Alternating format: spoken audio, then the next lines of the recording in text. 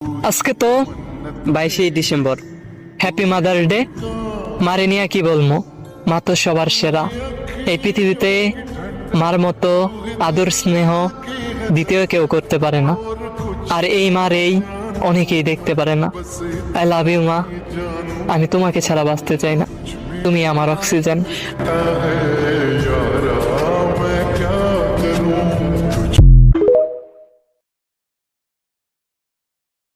আজকে তো 22শে December. Happy mother day.